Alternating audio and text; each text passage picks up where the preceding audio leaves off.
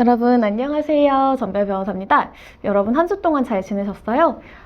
저는 지금 전주 금요일이거든요. 오늘 다행히 이제 요즘 조금 아침에 일찍 올 수가 있어가지고 오늘도 새벽에 이제 촬영을 하고 있고요. 지금 새벽은 아니구나. 이제 8시예요. 지금 8시여가지고 아침에 촬영을 해서 이제 여러분께 업로드 드릴 예정이고요. 지금 이 수업이 클리닉 수업이다 보니까 아무래도 여러분이 실무라든지 기록형에서 접할 수 있는 그런 것들 위주로 많이 보여드리려고 하고 있고요.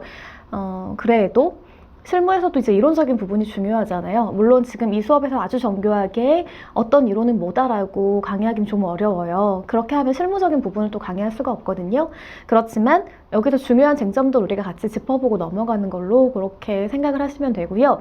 오늘은 지난 시간에 우리 반소에 대해 좀 배웠잖아요. 그러면서 제가 뒤에 예시로 잠깐 말씀드리고 넘어갔던 두 가지 예시, 요거를 조금 간략하게 살펴볼 거고요. 우리 사건에서 반소장 실제로 어떤 학생이 어떻게 작성을 했었는지 그런 거 샘플 잠깐 간단하게 보고 넘어갈 거예요. 그리고 조금 더 시간이 여유가 허락한다면 제가 일단은 예전에 진행했던 사건 중에 형사인데요. 굉장히 중요한 사건을 하나 가지고 왔어요. 그러니까 저게 원래 무죄 판결을 사실 받는 게 쉬운 일은 아니잖아요. 그러니까 물론 여러 가지 경우의 수가 있지만 그런데 심지어 저 사건은 1심에서 유죄 판결을 선고받은 다음에 저한테 오셨던 사건이에요. 근데 1심에서 유죄 선고가 나면 2심에서 무죄 판결 받기 정말 어렵거든요. 근데 그걸 어떻게 무죄를 받을 수 있었는지 이제 그런 중요한 이론들 그리고 또 이제 증인신문을 어떻게 할지 저 사건은 증인신문 4시간 했던 사건이에요. 한 번 내에 끝난 것도 아니었고요. 증인신문도 굉장히 여러 번 하고 또 이제 사건 기록도 많아가지고 정말 수없이 보고 또 분석하고 해서 많은 것들을 이제 확보한 다음에 비로소 무죄 받을 수 있었던 사건이에요. 좀 의미가 있는 사건이기도 하고 해서 특히 전문법칙 관련된 부분도 있거든요. 그래서 가져왔으니까 만약에 이번 시간에 가능하다면 이번 시간부터 돌입을 하고요. 그게 좀 어렵다 그러면 다음 시간부터 같이 들어가는 걸로 일단 할게요. 자, 우리 지난 시간 여러분 그 프린트물 가지고 있죠. 제가 PPT 올려드린 거요. 거기 10페이지 보시면은 반소장 사례가 나오죠. 같이 한번 볼게요. 첫 번째 사례는요. 원고의 소유권 이전 등기 청구에 대해 위약금을 청구한 사례잖아요. 보시면 반소장, 그러니까 소장에다 그 반자 하나 더 붙인 거라고 제가 말씀드렸죠. 그래서 다 똑같잖아요. 사건 번호 있고요. 여기 피고, 반소, 원고 이렇게 쓰는 부분들. 네, 원칙은 이런데요. 예를 들어서 실무에서는요 반소 원고하고 괄호하고 피고라고 쓰는 경우도 많아요. 그러니까 원칙은 이렇지만 바꿔 쓸 수도 있다. 이 정도만 일단 이해하시고 여러분 원칙대로 쓰시는 게 좋으니까. 그래서 위 사건에 관해서 피고 괄호 반소 원고는 다음과 같이 반소를 제기합니다 라고 해서 사건명 쓰셔야 된다고 했잖아요. 자, 뭐냐면 내가 소유권 이전 등기 청구를 했어요. 원고가. 그랬더니 피고가 무슨 소리야? 이거 계약 해지됐는데? 그리고 너 이거 이렇게 계약이 지금 유지되지 못한 원인은 너한테 있는 거야. 그러니까 네가 나한테 오히려 위약금을 줘야지. 무슨 말 하는 거야? 약간 이런 취지예요. 같이 볼게요. 반소 청구 취지는요. 원고, 반소 피고는 피고, 반소 원고에게 3천만 원 및 이에 대한 이 사건 반소장 부분 송달 다음 날부터 다 갚는 날까지. 지금 여기 비율이 굉장히 높잖아요. 이거 예전 그거라 그래요. 그러니까 지금은 12%라는 거 알고 계시죠, 여러분? 이거 헷갈리시면 안 돼요. 그리고 반소로 인한 소송 비용은 원고, 반소 피고가 부담한다. 3. 제1항은 가집행할 수 있다. 그러니까 지금 사실 여기 계속 원고, 반소, 피고, 피고, 반소, 원고 이렇게 나오잖아요. 근데 이 약칭은요. 청구 취지까지는 유지해 주셔야 돼요. 그리고 여기 보면 청구 원인 바로 밑에 나오잖아요. 여기 원고, 괄호하고 반소, 피고, 이하 원고라고 약칭합니다. 라고 써있죠. 그러니까 여기부터는 그냥 이제 이렇게 쓴 다음에 약칭을 쓰시면 돼요. 그래서 보통 원피고라고 쓰시는 경우가 더 많거든요. 그러니까 그렇게 알아두시면 돼요. 넘어가 볼게요. 2011년 9월 15일에 피고로부터 이 사건 토지를 대금 3억에 매수하기로 해요. 그죠? 그리고 2011년 10월 20일까지 소유권 이전 등기 서류 교부와 상환으로 대금을 지급하기로 계약했다라는 거예요. 그죠? 자, 보면 그러면 일단은 매매 계약 체결을 할 거고 계약서까지는 작성을 했겠네요. 그리고 원래 일반적으로는요. 당연히 부동산을 산다면 계약금, 중도금, 잔금 뭐 이렇게 나오잖아요. 근데 이 사건은 뭐였는지 모르겠는데 어쨌든 계약금 줬다는 얘기는 없어요. 그죠? 그리고 지금 그냥 우리가 매매계약 체결을 하되 내가 소유권 이전 등기 다 해주면 서류 갖춰서 해주면 당신이 매매대금 주겠다. 뭐 이런 내용의 계약이었다는 거예요. 아마도 계약서가 있겠죠. 그러니까 원고가 그 계약서를 이제 근거로 해가지고 나 이전 등기 해줘 라고 얘기한 거겠죠. 자, 2번 볼게요. 그런데 위 매매 계약을 체결을 하면서 원고하고 피고는 상호 간에 위약을 한 경우에는 3천만 원을 상대방에게 지급하기로 약정을 했다는 거죠. 그러니까 보통은 위약금 약정을 하는 게 뭐 아주 그렇게 흔하진 않잖아요. 그러니까 계약금 보통 위약금이냐 여부를 막 우리가 따지기는 하는데 그게 아니라 실질적으로 이거 계약은 이래. 근데 만약에 당신이 나한테 뭐 이러이러한 걸 해주지 않으면 나한테 얼마 줘야 돼 라고 이제 그런 위약금 약정을 별도로 하는 경우가 있잖아요. 이 사건이 지금 그런 케이스로 보여요. 그래서 보면 누구에게 책임이 있든지 간에 어쨌든 일방에게 3천만 원 주기로 했다는 거예요. 책임 있는 사람이. 근데 피고는요 2011년 12월 15일에 소유권 이전 등기 서류를요 모두 완비를 해서 이행 제공을 하면서 원고에게 대금을 지급해 달라라고 요청을 했대요. 근데 원고가 대금을 안 준 거예요. 그러면 이건 누구 책임이겠어요? 입증이 가능하다면 피고가 소유권 이전 등기 서류 완비해서 이행 제공했던 입증이 가능하다면 대금 안 준 원고의 책임이 있을 거 아니에요. 그렇기 때문에 피고는 2012년 1월 20일에 원고에게 계약을 해지하겠다 라는 통지를 했다는 거예요. 그렇다면 이 매매 계약은 원고의 위약으로 해제되었다. 그쵸. 만약에 사실관계가 맞고 입증할 수 있다면, 그리고 원고는 피고에게 위약금 3천만 원 및 이에 대한 반소장 부분 송달 다음 날부터 다 갚는 날까지 소송 촉진 등에 관한 특례법이 정한 이자율 지금 12%에 의한 지연손해금을 지급할 의무가 있다라는 거예요. 그러니까 이 계약이 사실 일반적인 계약은 아니거든요. 우리가 보통은 당연히 계약금, 중도금, 잔금, 특히나 3억 원이나 되는 거라면 일방적으로 이렇게 뭐 계약서만 작성하고 위약하면 3천만 원 주고 그리고 소유권 이전 등기 서류하고 우리가 상환으로 하겠다라는 거 잘 있진 않아요. 근데 아주 독특한 케이스였던 것 같아요. 그래서 이제 계약을 해제한 책임은 너한테 있으니까 그리고 이 계약은 해제가 되었으니 일단 소유권 이전 등기는 안 되고 그 다음에 오히려 당신은 나에게 3천만 원을 줘야 돼 라는 취지의 반소를 제기했다는 거 알아두시면 되겠어요. 내용 어렵진 않죠. 자, 두 번째 한번 볼까요? 원고의 건물 철거 청구에 대하여 대지 소유권 이전 등기를 구한 사례인데요. 자, 그때 제가 지난 시간에 말씀드렸던 기억이 나는데 여기 보시면 피고는 한 분이고요. 원고가 6분이나 되시잖아요. 그러니까 이렇게 다수 당사자가 있는 그 굉장히 많은 사건이고 이게 지금 지분자가 많아서 그래요. 그러니까 상속 등기라 그렇거든요. 그러니까 보통은 우리가 이제 1인에게 소유권 이전 등기가 전해졌다 하더라도 상속에 따라서 등기를 하게 되기도 하잖아요. 그럴 때 지금 이렇게 다 했다라는 거죠. 상속을 받으신 분이 총 6분이시라는 거죠. 그래서 위 사건에 관해서 피고는 다음과 같이 반소를 제기합니다라고 하면서 소유권 이전 등기 청구의 소인데요. 그러니까 원고들이 피고에게 당신 이거 권은 없으니까 건물 철거해줘요 라고 청구를 했겠죠. 그랬더니 피고가 무슨 소리야 이거 내 건데 원래 당신들의 소유권 이전 등기가 원인 없는 거야 라고 하면서 소유권 이전 등기를 구한 사례예요. 어떤 사건인지 같이 볼까요? 자, 청구 취지 1번 원고, 반소 피고들은 피고, 반소 원고에게 서울 도봉구 수유동에 있는 별지 목록 기재 각 지분에 관해서 자, 지분만 봐도 알겠죠? 상속 등기인 거. 그러니까 우리가 매매도 지분으로 할 수 있긴 한데요. 어쨌든 뒤에 내용이 나오니까 같이 볼게요. 각 지분에 관하여 진정 명의 회복을 원인으로 한 소유권 이전 등기 절차 소유권 이전 등기 절차를 각 이행하라. 2번 반소로 인한 소송 비용은 원고, 반소 피고들이 부담한다 라는 판결을 구합니다 라고 되어 있죠. 자, 반소 청구원인 먼저 볼게요. 서울 도봉구 수유동에 있는 대지는 원래 피고가 샀대요. 피고가 사가지고 2004년 9월 4일에 서울 북부지방법원에서 이제 소유권 이전 등기를 했던 피고 소유의 부동산이라는 거예요.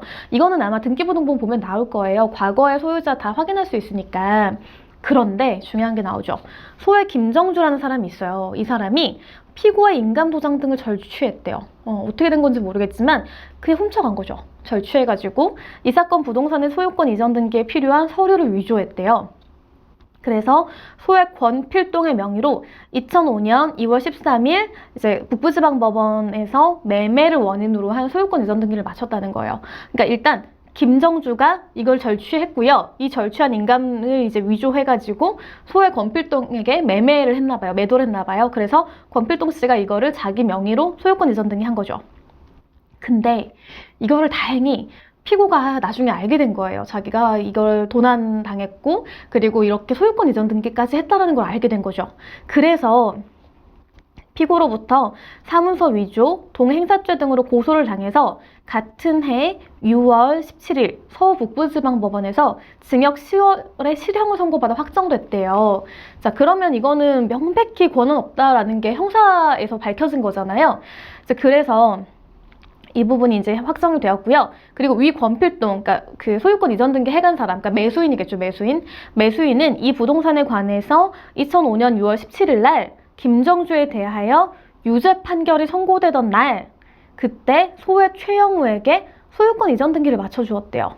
그러니까 이게 지금 뭐 정확히 이 안에서는 안 나와요. 이 안에서는 이 권필동, 그러니까 매수인이 이 김정주가 뭔가 위법하고 불법한 행위를 했는지를 알았는지 여부는 모르겠어요. 그러니까 그게 알았는지 몰랐는지에 대해서는 안 나오잖아요. 근데 되게 공교롭게도 어쨌든 권필동이라는 분이 이 김정주가 징역 10월에 실형이 선고되던 날, 그날 소외 최영우에게 소유권 이전 등기를 해주었다는 거예요.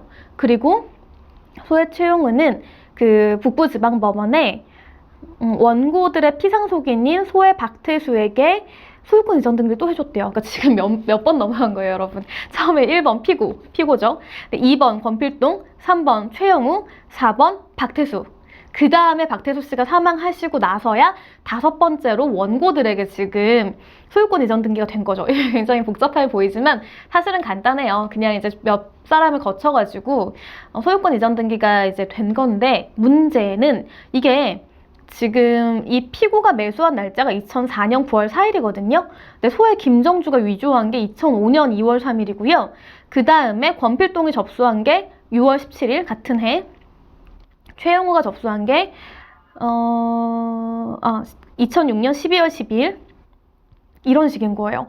그러니까 보면은 되게 2년 사이, 딱 2년이네요. 2004년부터 2006년 6월까지 딱 2년 사이에 지금 5번이나 소유권 명의가 계속 바뀐 거예요. 등기를 해가면서. 그러니까 뭔가 좀 정상적이지는 않잖아요. 일반적으로 대지가 이렇게까지 짧은 시간에 막 이렇게 소유권 이전 등기가 막 왔다 갔다 하지는 않거든요. 일반적으로. 그래서 조금 굉장히 평범하지 않은 사례다라고 좀 이해하시면 좋을 것 같아요. 이제 그렇다면 위 권필동 명의의 소유권 이전 등기는 원인 없이 경료된 무효 등기죠. 그쵸? 왜냐면 이거 인감 위조해가지고 한 거잖아요. 그러니까 무효인 거죠. 그래서 이에 터잡아 이루어진 원고들 명의의 소유권 이전 등기 역시 다 원인 무효인 거예요. 그러니까 말소 등기 우리 배우잖아요. 그죠? 등기할 때 어떻게 됐어요? 원인 무효로 경료된 거면 어떻게 된다? 진정 명의 회복에 진정 명의 회복에 관한 소유권 이전 등기소를 우리가 제기를 하게 되잖아요. 그럴 때 이것도 마찬가지인 거예요. 원인 무효이기 때문에 말소되어야 하는 거잖아요. 그죠? 그래서 원고들은 위 부동산의 소유자인 피고에게 이 부동산 중에서 자신들이 상속받은 각 지분 있죠. 여기에 대해서 원상회복, 그죠? 원상회복으로 진정명의 회복을 원인으로 한 소유권 이전 등기 절차 당연히 진행해줘야겠죠. 이제 그러니까 이게 맞다면, 이 주장이 맞다면. 그래서 이분은요, 자기에게 오히려 나는 건물 철거할 게 전혀 없어. 그러니까 이건 물론 건물 철거 안 하겠다라는 것은 아마도 답변서에서 이제 말씀을 하셨겠죠. 그러면서 이거와 관련돼서 오히려 나에게 당신들이 소유권 이전 등기를 해줘야 된다라고 하면서 반소를 제기했던 사안이었어요. 자, 그렇다면 우리 사건의 반소는 어떻게 진행이 될까요? 보시면 이거는 지금 지금 비실명화 돼 있는 거 다 보이시죠? 사건명은 임금 청구해소고요. 그 다음에 반소 사건도 마찬가지인데 여기 지금 사건의 임금이 아니고 그 원칙적으로 이게 본래 사건의 사건명은 뭐였어요? 채무부존재 확인이잖아요, 그죠? 이제 그렇게 알아두시면 되고요. 자, 위 당사자 사이에 위 사건에 관해서 피고, 바로 반소 원고는 다음과 같이 반소를 제기합니다. 라고 이제 이 학생분이 쓰신 거고요. 그 청구 취지는 금액 나오는 거 아시겠죠? 이제 미지급했던 월급. 그러니까 20만원씩 계속 우리가 공제했던 금액들. 그러니까 우리가 공제했던 그 금액을 이제 다 합산해가지고 금액을 우리가 청구를 하는 것이고요. 그 다음에 여기 비율도 당연히 12%가 지금은 되어야겠죠. 그리고 소송 비용은 반소 피고 원고의 부담으로 한다. 제1항은 가집행할 수 있다. 뭐 이런 취지인 것이고요. 반소 청구원을 우리가 한번 보면 당사자의 관계 이미 알지만 한번 우리가 써야 되니까 반소에도 볼게요. 반소 피고 즉 원고죠. 원고는 어디 소재에 있는 A 농장, 이 사건 농장을 운영하는 자이고 반소 원고 이하 피고는요. 원고에게 근로계약 기간을 36개월로 해서 이 사건 농장에 고용이 되어서 농업 단순 노무를 제공했던 자다. 라고 하면서 당연히 이렇게 호증. 자, 제가 그때 설명드릴 때 반소하고요. 별소의 차이 중에 중요한 게 뭐라 그랬어요? 하나가 있는데 증거와 관련된 부분이잖아요. 그러니까 반소는요. 본소에서 제기된, 그러니까 이제 제출된 증거를 다 그대로 사용할 수가 있잖아요. 그래서 여기도 갑 제1호증, 갑 제2호증 이런 식으로 쓸 수가 있어요. 근데 만약에 이게 별소라면 어떨까요? 당연히 새로운 증거로 처음부터 제시를 해야겠죠. 이제 그런 차이가 좀 있어요.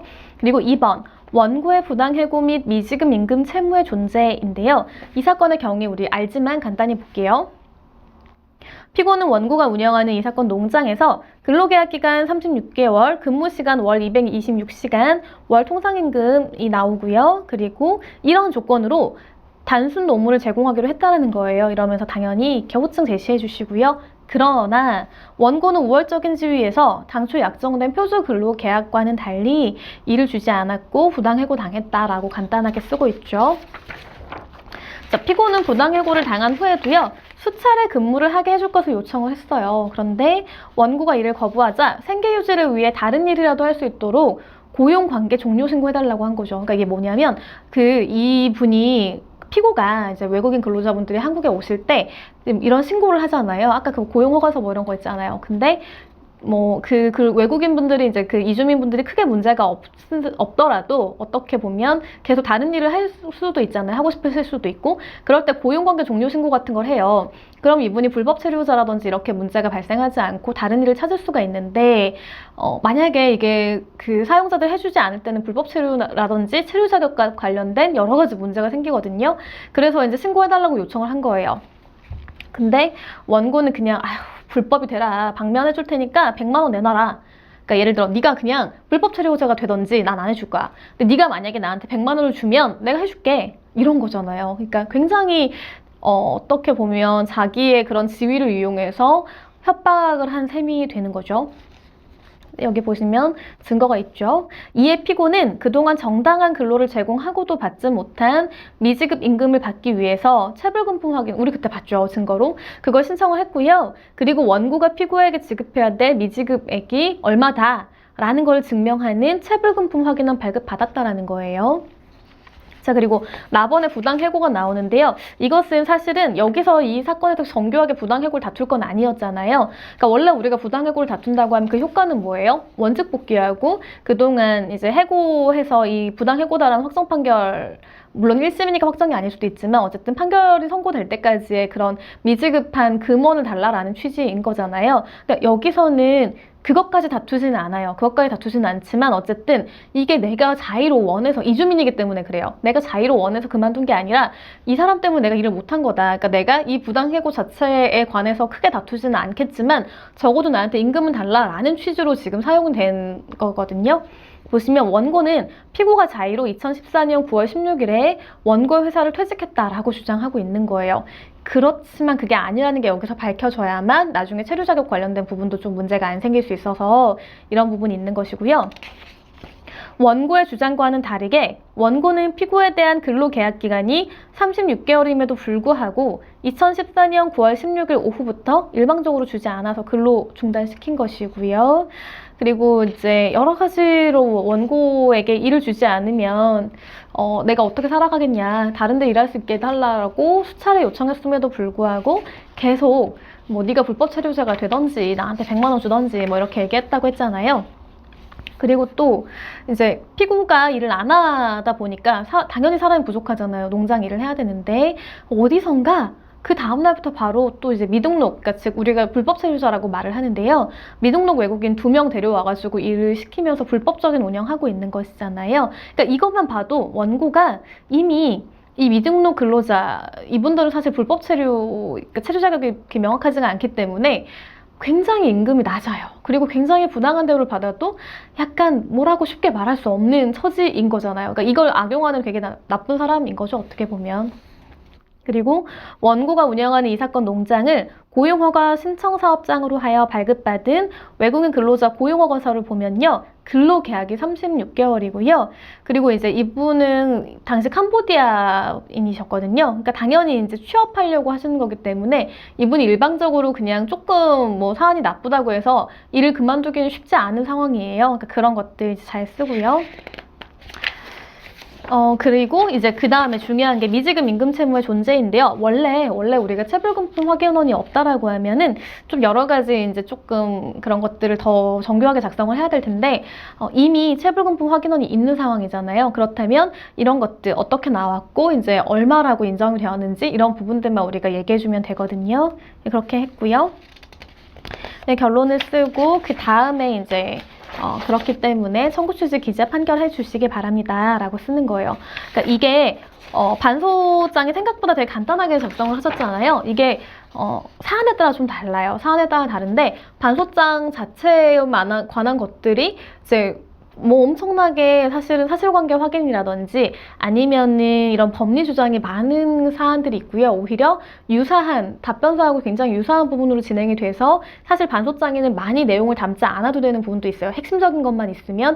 근데 여러분이 나중에 작성을 하신다면 그 부분을 좀 잘 분류를 하셔가지고 내가 반소장에서는 어디까지 주장을 하고 또 어떤 법리 또 어떠한 청구까지 할 수 있는지를 한번 의뢰인과 잘 상의를 해보신 다음에 결정하시는 거는 좋을 것 같아요.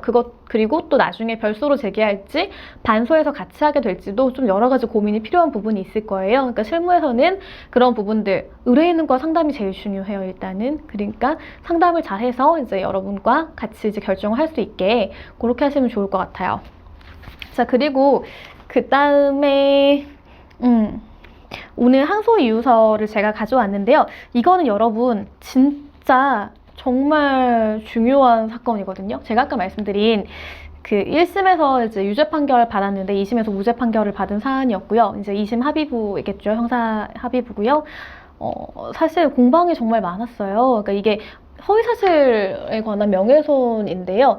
여러분 아시지만 지금 사실적시 명예훼손 관련된 문제가 좀 있잖아요. 그러니까 굉장히 사실적시 명예훼손이라는 그런 죄가 지금 인정이 되고 있기 때문에 이게 긍정적인 측면도 있지만 부정적인 측면도 많은 것도 사실이잖아요.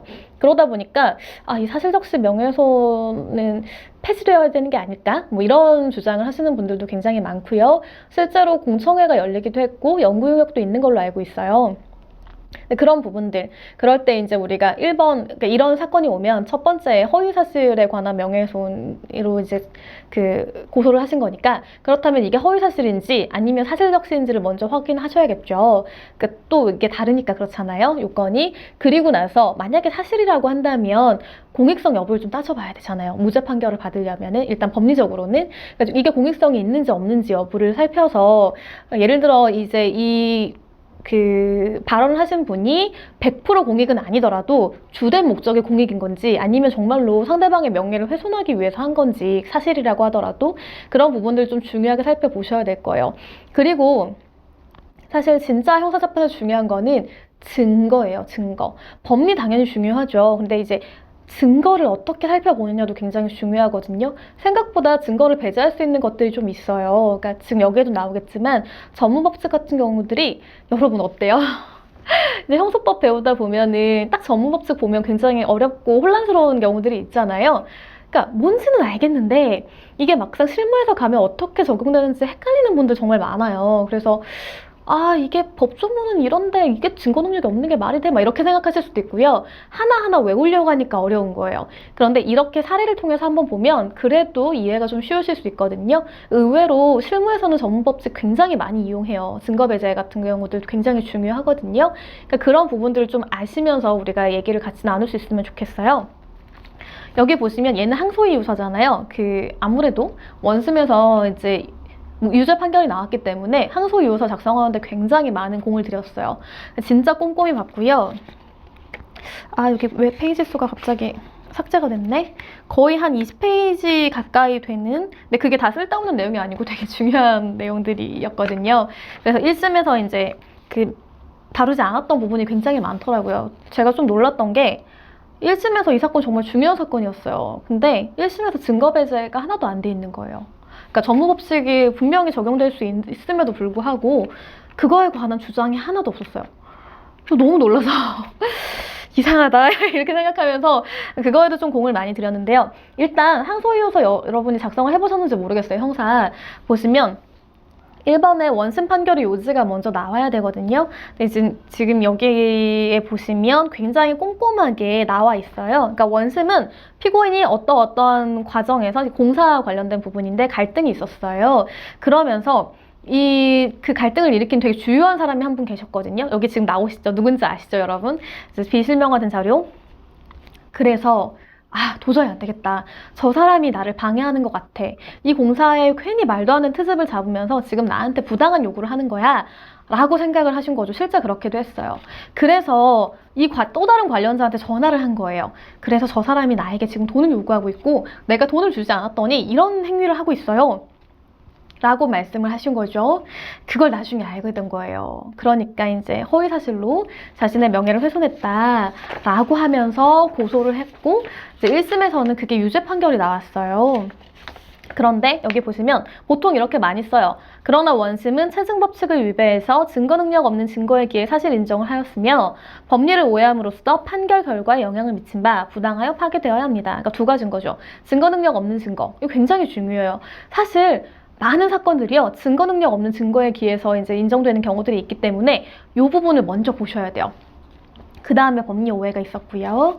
자, 공소사실이 여러 가지가 있었어요. 이 행위에 대해서도. 왜냐하면 우리가 말하는 대상이 있잖아요. 대상이 다르면 또 공소사실이 다른 시기가 다르거나 그럴 때도 달라지고 막 이렇게 복잡한 부분들이 있잖아요. 근데 여기서는 사람이 달랐어요. 사람이. 그래서 공소사실 1 기재 행위를 한 바 없다라는 부분이 먼저였던 거예요. 이 말을 진짜 하시지 않았거든요. 그래서 피고인은 언제 누구 C에게 그 말을 한 적이 없다라고 하면서 관련된 내용을 했어요. 근데 그것의 첫 번째로 나오는 게 B의 법정 진술은 증거 능력이 없다라는 거였어요. 자, 법정까지 나와서 얘기했죠. 근데 왜 증거 능력이 없어요, 여러분? 전문법칙 기억나시는지 한번 보세요. B는요, 원심에서 그 피고인이요, 2014년 9월 5일경에 누구에게 전화로 이런 말 했다라는 거, 공소사실 기재 행위라고 우리가 표현하거든요. 이런 말 했다는 말을 C에게 들었다고 증언했대요, C에게. 자, 근데 이거 전문 진술 아니에요? 그러니까 B가 C가 자기한테 이런 말 했다는 걸 들었다고 증언했어요. 전문 진술이죠, 그죠? 자, 그런데 피고인 아닌 자의 공판 준비 또는 공판 기일에서의 진술이 피고인 아닌 타인의 진술을 내용으로 하는 것이 또 어때요? 자, 여기서 기억나시죠? 이제부터 전문법칙, 이제부터.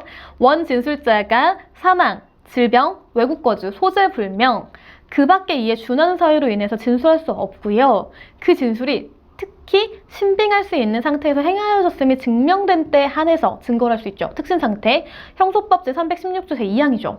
이게 바로 전문법칙인 거예요. 자, 어렵지 않죠? 이거, 그러니까 법정에까지 나왔고 증언한 거예요. 아니, C가 C가 피고인한테 들었다던데요? 라고 B가 말했다는 거예요. 근데 그 B의 증언이 인정이 되려면은요, 증거 능력이 있으려면요, 공판 준비 또는 공판 기일에서의 진술이요, 피고인 아닌 타인의 진술일 경우에는 원 진술자, 즉 C가요, 사망했거나 질병이 있거나 외국 거주나 소재 불명 등으로 진술할 수 없고요. 이 진술이 특신 상태에 있어야 된다는 거 우리 배웠잖아요. 이와 관련해서 대법원은 전문 진술이나 전문 진술을 기재한 조서는 형사소송법 제310조의 2 규정에 따라 원칙적으로 증거 능력이 없죠. 그쵸? 다만 예외적인 거 제가 방금 읽은 거 그 부분이라는 거예요. 그런데 원 진술자인 C가요, 원시법정에 이렇게 출석을 해가지고 증언까지 한 거예요. 그러면 일단 B 증언 어때요? 증거 능력 없잖아요. 근데 지금 원심이 이걸 인정했단 말이에요. 잘한 거예요? 잘못한 거예요? 이건 안 되는 거잖아요. 이런 거 지적해 주셔야죠. 항소이유서 쓰실 때. 그리고 더욱이 C는요, 공판기일에서 피고인이 공소사실 기재 행위 안 했어요 라고까지 증언했어요. 자, 그러면서 이제 제가 항을 보통 바꾸거든요. 바꿔가지고 이렇게 다 항을 썼고요. 이런 경우 이제 우리가 그 증인신문 하게 되면 녹취를 하게 돼요. 그래서 녹취록이 따로 나오는데 녹취록을 증거로 제시할 수도 있죠. 그런데 이 사건 녹취록 진짜 길어요. 진짜 길다 보니까 그것만 딱 가져와서 붙이면 찾기 어렵잖아요. 여러분이 재판장의 입장에서 된다고 생각해보세요. 이거 일일이 찾으려면 얼마나 피곤하겠어요. 그러니까 우리가 이분 재판장님의 판단의 편의를 위해서 이렇게 녹취록 중에 중요한 내용을 같이 써주면 훨씬 좋겠죠. 그래서 질문을 보시면은 이때 피고인에게 그런 전화를 받은 적이 있죠 했더니 C가 아니요, 자기 받은 적 없어요 라고 했고요. 제가 누구한테 들었냐면 E한테 얘기를 들었다는 거예요. 그러니까 C가 이 사실을 알게 된 거는 그 피고인이 직접 자기한테 말해서 들은 게 아니고 또 C는 E한테 들었다는 거예요. 완전 다르잖아요, 진술이. 이런 식으로 이처럼 피고인이 C에게 전화를 걸어가지고 공소사실 기재 발언을 한 사실이 없다는 점은 당사자의 증언을 통해 이미 확인된 사실인 거예요. 그리고 또 이런 얘기를 했어요. B가 수사 단계에서 그러니까 피고인이 자신에 대한 말을 했다는 걸 들었다고 진술했어요. 그런데 이 날짜도 다르고 여러 가지 문제가 있었다는 거죠. 그런 점들을 제가 이제 지적을 했던 것이고요. 그리고 실제로 이게 설령 이런 거죠. 설령 그러니까 허위사실이 아니다라는 것들이 지금 전제가 돼 있었던 거고요. 방금까지 본 거는그 다음에 설령 이게 사실이라고 하더라도 우리 어때요? 명예훼손에 대해서 이제 공공의 이익이 있다라고 하면 그것은 이제 인정받을 수 그러니까 범죄 사실로 인정받을 수 없는 그런 부분들이 있는 거잖아요. 그러니까 무죄 판결을 받을 수 있다라는 거잖아요. 그것은 그런 부분인데요. 피고인이요. 이거 되게 중요해요. 일관되게 그런 사실이 있음을 진술하고 있다라는 거. 그러니까 형사재판에서 정말 중요한 건 뭐냐면 진술의 일관성이에요. 근데 가끔 이제 이런 게 있어요. 피고인들이 뭐 변호사 선임하지 않고 하시다 보면 그러니까 가끔 그런 경우 있거든요. 아, 이거 뭐 큰 사건도 아닌데 별거 아닌 것 같은데 굳이 약간 이러시면서 본인들이 수사 절차에 혼자 하시고 뭐 심지어 1심에서 이제 국선 변호인이 있는데도 협조하지 않는 경우들도 있어요. 그러니까 변호인이 뭘 달라고 하거나 이럴 때 좀 안 주시는 경우들도 있대요. 이제 그럴 때에는 굉장히 난감한 거죠. 그래서 그런 부분들이 있는데 어쨌든 그러다 보면 이분들이 이제 일관성이 없는 경우가 있어요. 그러니까 굉장히 잘 진술하셔가지고 자신이 겪은 일을 처음부터 끝까지 잘 논리정연하게 말씀하시는 분들이 있는가 하면 사람이니까 진술하다 보면 약간 기억에 혼란이 올 수가 있잖아요. 그러면 예를 들어 뭐 한 이틀 동안 어떤 행위를 했다라는 것들이 뭐 날짜가 변경되기도 하고 여러 가지 문제가 생겨요. 근데 진술이 번복되잖아요. 그러면 우리가 일상생활을 할 때도 말을 바꾼다고 하면 저 사람 뭐야? 그때 그런 일 있었던 거 맞아? 약간 이렇게 생각하게 되잖아요. 수사기관은 더하죠. 왜냐하면 자기가 지금 이게 혐의가 있느냐 없느냐를 지금 판단해야 되는데 여기 와서도 말이 달라진다라는 거는 저 사람이 거짓말하고 있는 게 아닐까? 라는 의심을 충분히 받을 수가 있어요. 그래서 형사에서는 진술의 일관성이 굉장히 중요하고 그것을 입증하기 위해서요. 기록을 진짜 꼼꼼히 봐야 돼요. 기록을 보면 이렇게 수사 기록에 여러 가지가 있거든요. 예를 들면 제1회 검사 작성 피의자 신문조서, 그다음에 제2회 검사 작성 피의자 신문조서, 제2회 사경 작성 피의자 신문조서, 제1회 사경 작성 피의자 신문조서. 그러니까 이런 걸 다 확인하세요. 다 확인하셔가지고 이 피고인이 주요 사실에 관한 그 일관성 있는 진술이 있었는지를 먼저 보시고 있다라고 하면 어떤 내용인지 이렇게 제가 지금 밑줄 그어놨잖아요. 요거 쓰셔야 돼요. 이런 식으로. 자, 그리고 나서 또 상대방, 그러니까 고소인이죠. 고소인, B가 고소인이거든요. 고소인이 주장했던 것 중에 하나가 이 자기가 요구한 돈은요. 사실은 이 공사하고 관련된 대금이었다라고 주장을 했거든요. 그런데 그게 아니라는 점을 일관되게 또 그 C가 되게 중요한 참고인이었거든요. 이 C가 진술을 했어요. 수사기관에서부터. 그런 부분들 다 이것도 하나하나 우리가 확인해서 줘야 되고요. 여기 보시면은 이게 단순하게 증언뿐만 아니라 수사 보고에도 전화해가지고 확인한 부분들도 있고요. 여러 가지로 계속 이제 뭐 참고인 진술조서라든지 이런 것들을 통해서 이런 언급이 나와요. 그러니까 아시겠죠? 중요한 것들을 이렇게 사안마다 분류해가면서 꼼꼼히 보셔야 되거든요. 그리고 심지어 이제 회의록 같은 거에도 이런 내용이 나와요. 회의록에도 이 B가 그러니까 고소인이 주장한 내용과 정반대되는 사실이 나와요. 그러니까 이렇게까지 보셔야 돼요. 형사재판은 이렇게까지 보셔야 되고 뭐 민사나 다른 것도 마찬가지지만 그리고 또 이 같은 시기에요. 같은 장소에서 다른 공사를 같이 하신 분이 있거든요. 이 관련해가지고 그분도 마찬가지로 똑같은 행위를 당했다라는 거예요. 그래서 그 내용, 그 진술도 전부 찾아가지고 다 작성을 해야 되는 거죠. 녹취록 같은 것도 있고. 그 다음에 왜 고소인의 주장의 신빙성이 없는지, 믿을 수 없는지에 관한 부분들도 이렇게 꼼꼼히 다 작성해 주셔야 돼요. 그러니까 지금 제가 이게 강의 녹화라서 그러니까 여러분 면대면의 관계면 제가 이렇게 다 설명을 해드릴 수가 있는데 강의 녹화다 보니까 이게 하나하나 사실관계 말씀드리기가 조금 저어되는 부분이 있어요. 왠지 아시죠, 여러분? 이게 진짜 사실관계라 그렇거든요. 근데 여기 보시면 내용들 전부 나오잖아요. 그러니까 어떤 회의에서는 이거에 관해 어떤 내용이 있고, 근데 이것들이 지금 반박하고 있는 것이 무엇인지, B의 말이 왜 사실이 아닌 건지를 굉장히 꼼꼼하게 정리를 하고 있잖아요. 그런 부분들 보시면 되고요. 심지어 이게 우리가 폴리그래프 검사, 그러니까 거짓말 탐지기이잖아요. 거기에 관련된 부분도 나와요. 이제 물론 거짓말 탐지기가 100% 증거로 인정되는 건 아닌 거 아시죠? 그렇지만 우리가 간접 증거로 활용할 수 있는 부분인 거죠. 그러니까 이것까지 한 거예요. 이 사건에 이렇게까지 굉장히 복잡한 쟁점이 많았어요.